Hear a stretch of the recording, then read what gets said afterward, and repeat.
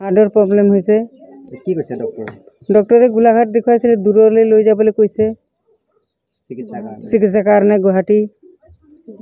গৰীব মানুহ, পইচা পাতি নাই, ঠেলা চলাই, সি কেনেকৈ কৰিব?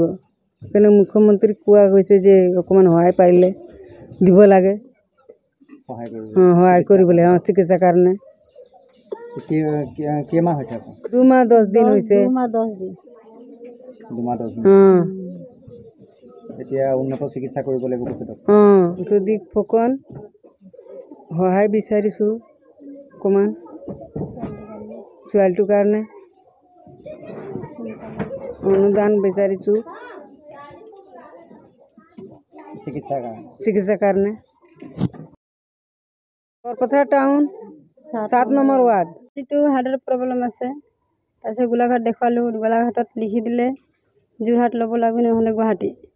এতিয়া আমাৰ ঘৰ চলাবলৈ অসুবিধা হৈছে, তাৰপিছত ছোৱালীটোক ক'ৰ পৰা দেখাম?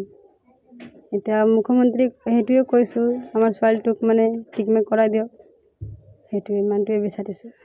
হাৰ্টৰ কি হৈছে? ফুটা হৈছে, হাৰ্টত গৈ আছে। কিমান দিন হ'ল জন্ম? 2 মাহ 10 দিন হ'ল। জন্মৰ পাছৰ পৰাই নে এতিয়া হৈছে? এতিয়া আমি জন্মটো গম নাপাওঁ, এতিয়া লৈ গৈছিলোঁ গোলাঘাটত, তেতিয়াই গম পালোঁ। ডক্টৰে কৈছে হাৰ্টৰ প্ৰব্লেম। এতিয়া উন্নত চিকিৎসা কৰিবৰ কাৰণে বাহিৰলৈ নিবলৈ কৈছে। ডক্টৰে বাহিৰলৈ নিবলৈ কৈছে। এতিয়া পইচা পাতি নাই, কাম কৰে সেইটোতো খাওঁতে গুচি যায়, ঘৰ ভাড়া দিওঁতে গুচি যায়। ইমান ডাঙৰ পইচা কি কৰিম?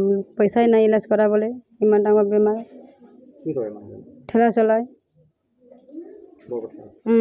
যিকোনো খবৰৰ বাবে যোগাযোগ কৰক 7099017330 আৰু 7099017110 নম্বৰত।